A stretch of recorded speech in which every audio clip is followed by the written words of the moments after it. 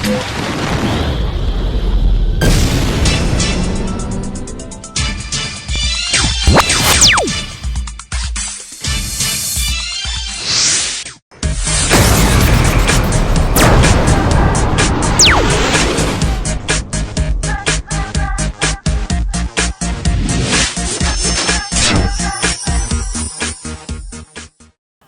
Tune ചാനലിലേക്ക് സ്വാഗതം. ഇന്ന് പരീക്ഷയുടെ ഒരു സമയമാണ്. 1ാം ക്ലാസ് മുതൽ 10ാം class, plus two, degree, PG വിദ്യാർത്ഥികൾക്ക് എല്ലാവർക്കും പരീക്ഷ വരാൻ പോവുകയാണ്. പരീക്ഷ പലപ്പോഴും പരീക്ഷണം ആയി കുട്ടികൾക്ക് അനുഭവപ്പെടാറുണ്ട്. എളുപ്പത്തിൽ മാർക്ക് കിട്ടാൻ പറ്റുന്ന രീതിയിൽ പഠിച്ച് നല്ല മാർക്കോട് കൂടി വിജയിക്കാൻ കുട്ടികൾക്ക് സാധിക്കാൻ ചില വഴികൾ അറിഞ്ഞിരിക്കുന്നത് നല്ലതാണ്. എങ്ങനെയാണ് കുട്ടികൾ പഠിക്കേണ്ടത് എന്നാണ് ആദ്യം പറയാൻ പോകുന്നത്. കുട്ടികൾ ആദ്യം പഠിക്കാനിരിക്കുന്ന സ്ഥലം പ്രധാന ഘടകമാണ്. വീടിൻ്റെ 2ാം നിലയിൽ മുകളിൽ നിന്നും ഏൽക്കുന്ന ചൂട് അനുഭവിച്ച് ആ അവസ്ഥയിൽ പഠിക്കുമ്പോൾ കിട്ടുന്ന സുഖവും താഴെ തണുത്ത അന്തരീക്ഷത്തിൽ കിട്ടുന്ന സുഖവും തമ്മിൽ വ്യത്യാസമുണ്ട്. നല്ല അറ്റ്മോസ്ഫിയർ വീട്ടിൽ ഒരുക്കുക. പുറമേ നിന്നും വെളിച്ചം, വായു, അതുപോലെ കാറ്റ് ലഭിക്കാൻ പറ്റുന്ന ഒരു അന്തരീക്ഷമാണ് വീട്ടിൽ അവൻ പഠിക്കുന്ന റൂമിൽ ഒരുക്കേണ്ടത്. ടേബിൾ വേണം. ടേബിളിൽ പുസ്തകങ്ങളെല്ലാം അടുക്കി വെക്കുക. പേനയും പെൻസിലും പേപ്പറും ആവശ്യമുള്ള വസ്തുക്കളെല്ലാം ഒരുക്കി വെക്കണം. കാരണം പഠിക്കുന്ന സമയത്ത് മറ്റു പലതിലേക്കും ചിന്തകൾ മാറിക്കഴിഞ്ഞാൽ പഠിക്കുന്ന കാര്യങ്ങൾ ഓർമ്മയിൽ കിടക്കുകയില്ല. ഓരോന്നും അതിൻ്റേതായ ഏരിയയിൽ തന്നെ അടുക്കി വെക്കുക. പഠനം തുടങ്ങാൻ പോവുകയാണ്. വായിക്കുന്ന സമയത്ത് ഒരു അധ്യായം വായിക്കുമ്പോൾ ആദ്യം ഒരു ഓട്ടോ പ്രദർശനം നടത്തുക.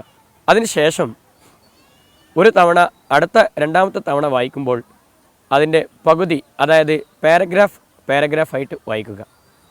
ആ വായിക്കുന്ന സമയത്ത് അതിൽപ്പെട്ട പ്രധാനപ്പെട്ട പോയിൻറ്റുകൾ A4 ഷീറ്റിലോ റഫ് ബുക്കിലോ നോട്ട് ചെയ്യുക. അത് നോട്ട് ചെയ്യേണ്ടത് ഓർമ്മിക്കാൻ പറ്റുന്ന രീതിയിൽ മൈൻഡ് മാപ്പ് ഉപയോഗിച്ചിട്ടോ അസോസിയേഷൻ മെത്തേഡ് സ്വീകരിച്ചിട്ടോ, അതുപോലെ മെമ്മറി ടെക്നിക്കൽ രീതികളായ 100ഓളം ടെക്നിക്കുകളുണ്ട്. അതിൽ ഏതെങ്കിലും ടെക്നിക്ക് ഉപയോഗിച്ചുകൊണ്ട് രേഖപ്പെടുത്തും. 1ാമത്തെ അധ്യായം വായിക്കുമ്പോൾ തന്നെ ആ അധ്യായ സംബന്ധമായി കഴിഞ്ഞ വർഷങ്ങളിലെല്ലാം എത്ര ക്വസ്റ്റ്യൻ വന്നിട്ടുണ്ട് എന്ന് അനലൈസ് ചെയ്യണം. അതും കൂടി നോട്ട് ചെയ്ത് വെക്കുക. ആ നോട്ട് ചെയ്തതിന് ശേഷം അതിൽ ആൻസറും കൂടി കണ്ടെത്തി അത് പേപ്പറിൽ എഴുതി വെച്ചാൽ പരീക്ഷയുടെ ആ ദിവസം ടെക്സ്റ്റ് ബുക്ക് നോക്കേണ്ടി വരില്ല. ഈ നോട്ട് മാത്രം നോക്കിയാൽ മതി. അങ്ങനെ പഠനം ക്രമീകരിച്ച് കഴിഞ്ഞാൽ എപ്പോൾ പഠിക്കണം എന്നതാണ് പല കുട്ടികൾക്കും ആശങ്കയുള്ളത്. ഞാൻ പറയുന്നത്, നിങ്ങൾക്ക് എപ്പോഴാണോ പഠിക്കാൻ താല്പര്യം ആ സമയത്ത് പഠിക്കുക. പഠനത്തിന് താല്പര്യമുള്ള സമയത്ത് പഠിച്ചാൽ തലയിൽ കയറും. ചില കുട്ടികൾക്ക് രാവിലെ എഴുന്നേറ്റ് പഠിക്കാം എന്ന് വിചാരിച്ച് രാത്രി കിടന്നുറങ്ങും. കുട്ടി രാവിലെ എഴുന്നേൽക്കില്ല. അങ്ങനത്തെവർ രാത്രി പഠിച്ചു കൊള്ളട്ടെ. എന്നാൽ പ്രഭാത സമയമാണ് കുറച്ചുകൂടി നല്ലത്. കുറച്ച് ഏകാഗ്രതയും ശ്രദ്ധയും കിട്ടുന്ന സമയമാണ് പ്രഭാത സമയം. ആ സമയത്ത് വളരെ പഠിക്കാൻ പറ്റുന്ന സമയമാണ്. രാത്രിയാകുമ്പോൾ രാവിലെ മുതൽ രാത്രി വരെയുള്ള ചിന്തകളും എല്ലാ പ്രശ്നങ്ങളും മനസ്സിൽ കിടക്കുമ്പോൾ കോൺസെൻട്രേഷൻ ലഭിക്കില്ല. ഒരു സമയത്ത് ഒരു കാര്യമേ ശ്രദ്ധയിൽ കിടക്കൂ എന്നതാണ് മനഃശാസ്ത്ര മതം. അതുകൊണ്ട് തന്നെ വായിക്കുമ്പോൾ TV, മൊബൈൽ, കമ്പ്യൂട്ടർ ഇതൊന്നും അടുത്തുണ്ടാവാൻ പാടില്ല. ഒരു ഹാളിൽ നിങ്ങൾ പഠിക്കുന്ന പുസ്തകവും നിങ്ങളും നിങ്ങളുടെ മനസ്സും, അത് മാത്രമേ അവിടെ ഉണ്ടാവാൻ പറ്റുകയുള്ളൂ. ഇങ്ങനെ പഠിച്ച് വൃത്തിയാക്കി വെച്ച് കഴിഞ്ഞാൽ പിന്നെ ശ്രദ്ധിക്കേണ്ടത് പഠനത്തിൽ പഠിച്ച കാര്യങ്ങളെ ഓർമ്മയിൽ കൊണ്ടുവരിക എന്നാണ്. ലേണിംഗ് നടന്നു കഴിഞ്ഞാൽ അത് അണ്ടർസ്റ്റാൻഡിങ് ആക്കണം, അഥവാ മനസ്സിൽ ആക്കണം. ചില കുട്ടികൾ വായിച്ചങ്ങ് പോകും. എന്താണ് പറഞ്ഞതോ എന്താ ആശയമോ ഒന്നും മനസ്സിലാവാറില്ല. മനസ്സിലാക്കുക. മനസ്സിലാക്കി കഴിഞ്ഞാൽ റീകോൾ ചെയ്യണം എന്നാണ്. പുനഃസംപ്രേഷണം നടത്തിക്കൊണ്ടിരിക്കണം. വീട്ടിലെ ഉമ്മയോടോ ഉപ്പയോടോ അല്ലെങ്കിൽ കൂട്ടുകാരോടോ മറ്റുള്ളവരോടോ ഇതിനെക്കുറിച്ച് ചർച്ചകൾ നടത്തുക. ഇടയ്ക്കിടയ്ക്ക് ഒരാശയ രീതിയിൽ ഇതിനെ അവതരിപ്പിക്കുക. ഇത് ഒരു റീകോളാണ്.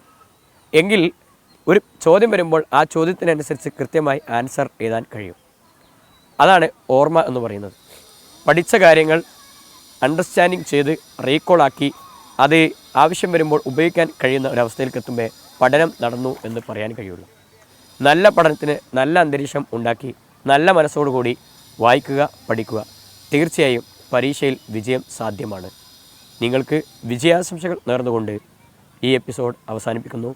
നന്ദി.